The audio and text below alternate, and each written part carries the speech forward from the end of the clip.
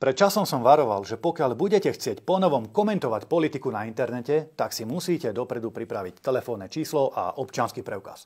A je to tu, priatelia. Danko s Huliakom to reálne navrhli do návrhu zákona, ktorý je teraz v parlamente. A podľa tohto návrhu zákona budete môcť komentovať politických papalášov len v prípade, ak si dopredu nachystáte občiansky preukaz pripravený pre policajtov pre prípadné trestné stíhanie. Konkrétne sa jedná o paragraf 13a, ktorý má pribudnúť do mediálneho zákona, kde sa píše, že ak prevádzkovateľ spravodajského webového portálu umožní na svojom webovom portáli zverejňovanie komentárov ku komunikátom novinárskej povahy, čiže normálne články o politike, tak je povinný vopred získať a overiť identifikačné údaje fyzickej osoby na účel preukázania totožnosti že vraj vo verejnom záujme.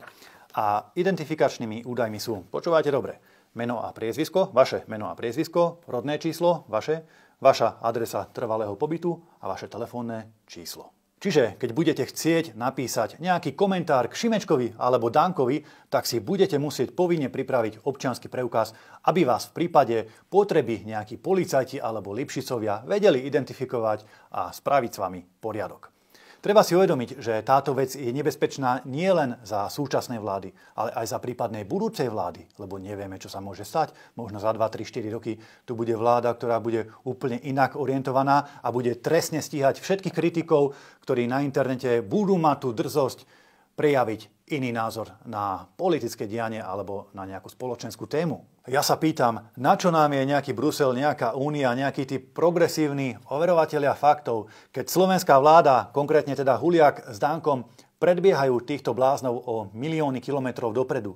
Nie len, že zaviedli na Slovensku namiesto klasických občianskych preukazov QR kódy v rámci zavádzania tej digitálnej identity, ale teraz ponovom požadujú, aby sa každý človek povinne registroval občianskym preukazom, telefónom, adresou a rodným číslom predtým, než napíše nejaký politický komentár na internete. Priatelia, toto je na hlavu postavené a toto musíme kritizovať a hlavne to musíme zastaviť, pretože keď to takto ďalej pôjde, tak ľudia ako vy už nebudú mať o pár rokov nárok komentovať politiku vôbec. Preto vyzývame vládu, aby tento návrh zákona, konkrétne túto pasáž, stiahla, zastavila a hodila do koša.